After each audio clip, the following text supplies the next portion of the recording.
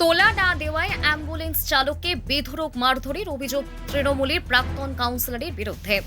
তোলা না দেওয়ায় অ্যাম্বুলেন্স চালককে বেধড়ক মার অভিযোগে তীর দুর্গাপুরের প্রাক্তন তৃণমূল কাউন্সিলর হীরালাল বাউরির বিরুদ্ধে। আহত অ্যাম্বুলেন্স চালকের দাবি, দীর্ঘদিন ধরে মাসোহারা দিতে বাধ্য করা হলো, সম্প্রতি টাকা দিতে অস্বীকার করতেই তার ওপর হামলা চালানো হয়। শুধু মারধরই নয়, প্রাণনাশের হুমকিও দেয়া হয়েছে বলে অভিযোগ। নিজের ও পরিবারের নিরাপত্তা চেয়ে পুলিশের দ্বারস্থ হন ওই চালক। যদিও সমস্ত অভিযোগ উড়িয়ে দিয়েছে অভিযুক্ত প্রাক্তন তৃণমূল কাউন্সিলর। ঘটনাটি দুর্গাপুরের গান্ধী মোড় সংলগ্ন একটি বেসরকারি হাসপাতালের সামনে। সেখানেই দীর্ঘদিন ধরে অ্যাম্বুলেন্স চালানোর কাজ করেন মানিক ধীবর। তার অভিযোগ, তৃণমূল ক্ষমতায় থাকার সময় প্রতি মাসে 10,000 টাকা করে মাসোহারা দিতে হতো প্রাক্তন তৃণমূল কাউন্সিলর হীরালাল বাউরিকে। ভয়ের পরিবেশে তিনি নিয়মিত অনলাইনের মাধ্যমে সেই টাকা পাঠাতেন বলেও দাবি করেছেন মালিক ধীবরের অভিযোগ। সম্প্রতি তিনি আর সেই টাকা দিতে অস্বীকার করেন। এরপরই মদ্যপ অবস্থায় অভিযুক্ত তাকে রাস্তায় ফেলে বেধড়ক মারধর করেন। এমনকি দুর্গাপুর পশ্চিমের বিজেপি বিধায়ক লক্ষণ চন্দ্র ঘড়ুইও তাকে রক্ষা করতে পারবেন না বলে হুমকি দেওয়া হয়েছিল বলে অভিযোগ। নিজের ও পরিবারের নিরাপত্তা চেয়ে পুলিশের দ্বারস্থ হন। তবে সমস্ত অভিযোগ সম্পূর্ণ অস্বীকার করেছেন অভিযুক্ত প্রাক্তন তৃণমূল কাউন্সিলর হীরালাল বাউরি। তার দাবি, তার বিরুদ্ধে যে অভিযোগ আনা হয়েছিল তার সম্পূর্ণ মিথ্যা, ভিত্তিহীন এবং উদ্দেশ্য প্রণোদিত।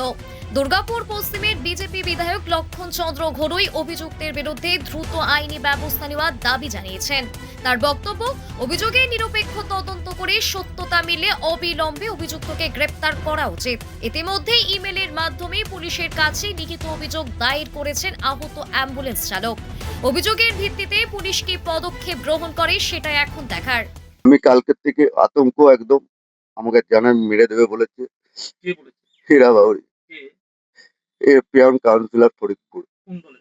তৃণমূলে। কেন মারবে কেন বলেছে? ওই আমি তুলা দিচ্ছি না, 3 মাস ধরে বন্ধ করে দিয়েছি। আজকে 3 মাস আমাদের লন্ডন পার্টি এসছে।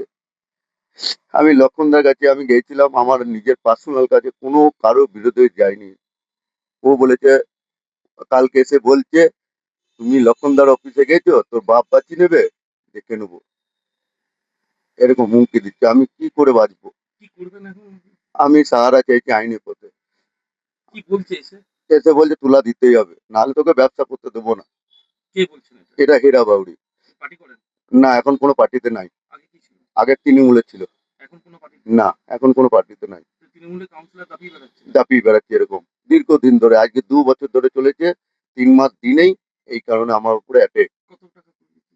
10,000 টাকা করে নিত। কত গাড়ি চলে এখানে? এখানে 40টা গাড়ি চলে, না দিলে 6টা মালিক আমরা। না দিলে কি করতে? না দিলে গাড়ি বন্ধ করে দিত। আমরা কিস্তির গাড়ি EMI কোথা থেকে দেবো? ওর সঙ্গ ফঙ্গ পাঠিয়ে দিত, ঠেট দিত, রাতে 2টো ঠেট সবসময় মারার প্ল্যান। আমাকে কালকে হুমকি দিতে, তোকে মেরে দেবো, মারধরও করেছে? মারধর করেছে, বুকে লাথ মেরেছে। কি করবেন তাহলে? আমি আইনে পথে সাহায্য দেবো। আপনাদের এই যে অনুরোধ, কি বলবেন মুখ্যমন্ত্রীকে? আমি মুখ্যমন্ত্রীকে বলবো, স্যার আমাকে প্যানে মারা হুমকি দিচ্ছে, আপনি আমাকে বাঁচান।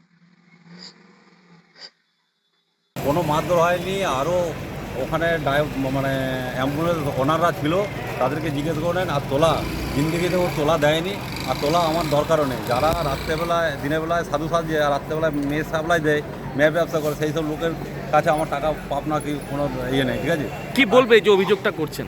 পুরোপুরি মানে মিথ্যা, পুরোপুরি মিথ্যা।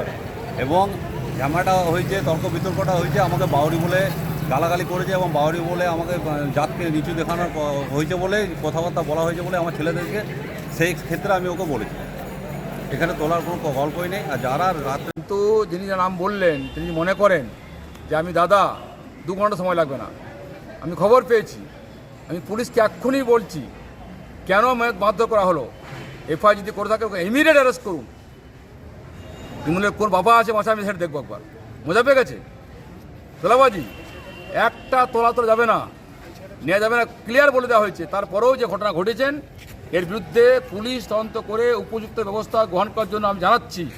পুলিশ ব্যবস্থা গ্রহণ না করে তাহলে কী করতে হয় সেটা আমি পরে দেখা, সিপি থেকে আরম্ভ করে আছেন, বসে আছেন, মানে মুখ্যমন্ত্রী নির্দেশে আমরা কাজ করছি। যে অন্যায় কাজ যদি করেছেন তার শাস্তি পেতে হবে। পুলিশকে ইমিডিয়েট অ্যারেস্ট করুন, কঠোরতম শাস্তি ব্যবস্থা করুন, বাকি পরে দেখছি কি আছে না আছে।